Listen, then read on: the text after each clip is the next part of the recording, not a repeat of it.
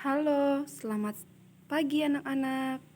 Bertemu lagi dengan pelajaran tematik.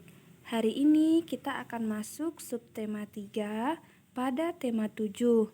Jadi, kita akan belajar mengenai penulisan surat undangan.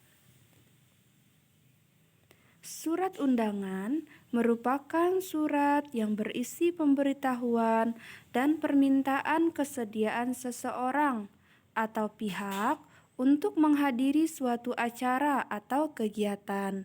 Jadi, surat ini dibuat untuk mengajak seseorang agar datang pada acara atau kegiatan yang kita buat. Contohnya, di dalam surat undangan, kalimat yang digunakan haruslah efektif. Yang pertama, haruslah singkat. Jadi surat undangan itu tidak perlu kita tulis panjang lebar. Cukup menuliskan tujuan surat undangan itu, tanggalnya, kemudian di mana tempatnya. Cukup itu saja. Jadi kita tidak perlu menuliskan panjang lebar. Jika kita menuliskan surat undangan panjang lebar, orang yang menerima suratnya, yang membacanya juga akan malas. Jadi tidak tertarik membacanya karena suratnya itu panjang sekali. Seperti itu. Kemudian yang kedua, surat undangan itu harus padat. Jadi memuat kalimat-kalimat itu yang penting-penting saja. Yang ketiga, jelas. Jelas artinya surat undangan ini menuliskan jelas di mana tempat acaranya, jam berapa, kemudian siapa saja yang hadir, kemudian apa temanya. Nah, ini harus jelas. Tujuannya agar orang yang membacanya dapat segera mengerti dan memahami isinya. Jadi, kalau kita menulis surat undangan ini secara efektif, kalimatnya, orang yang membacanya juga langsung mengerti dan mudah memahami isinya.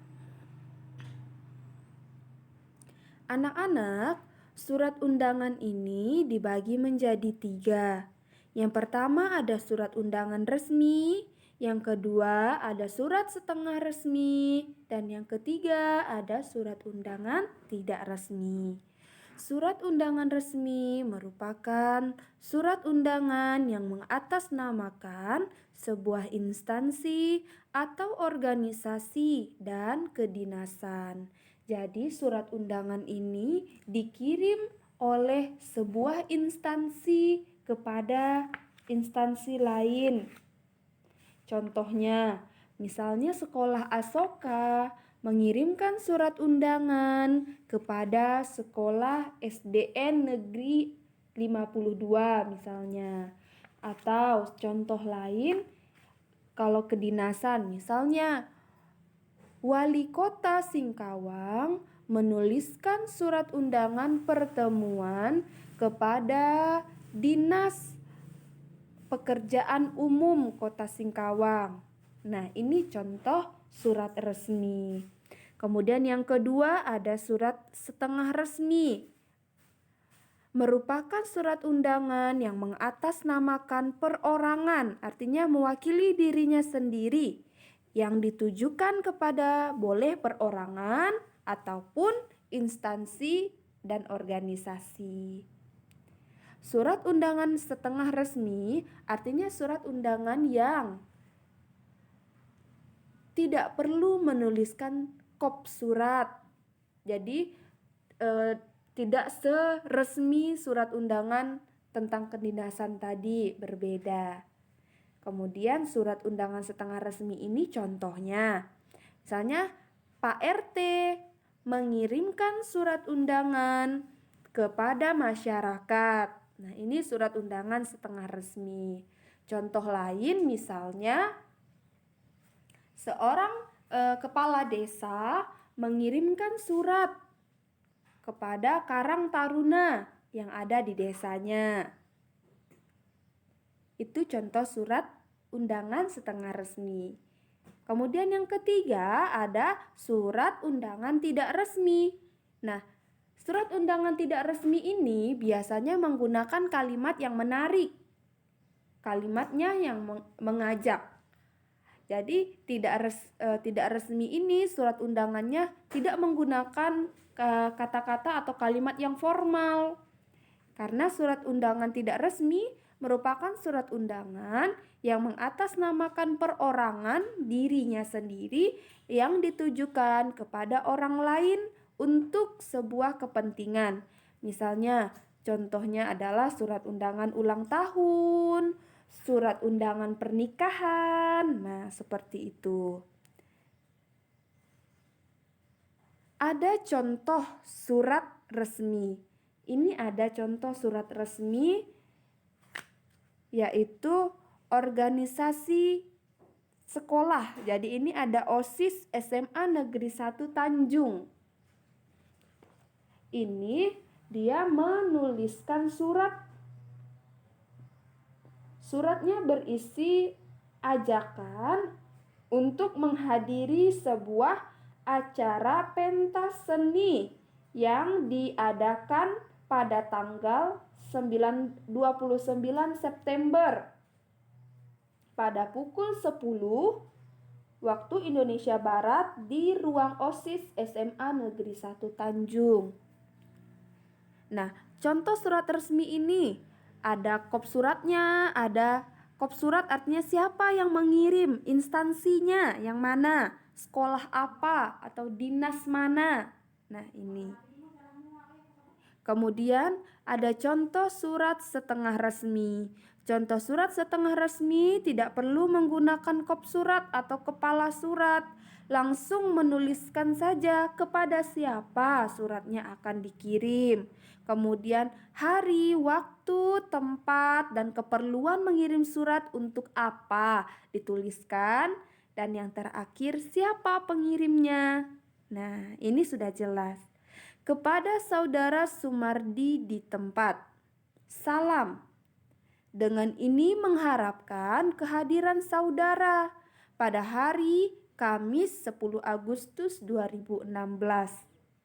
Ini jelas. Contoh surat setengah resmi. Kemudian ada contoh surat undangan tidak resmi. Contoh surat undangan tidak resmi ini biasanya contohnya surat undangan ulang tahun. Contoh surat undangan ulang tahun ini misalnya undangan, teman-temanku yang baik datang ya di acara ulang tahunku. Nah, ini contoh undangan tidak resmi.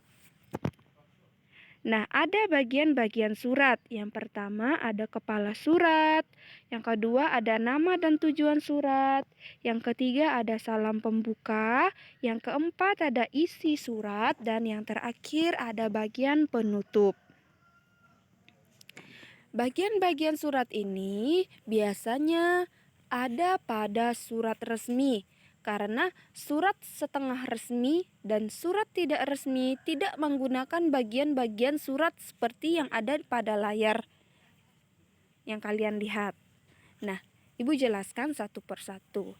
Ada kepala surat.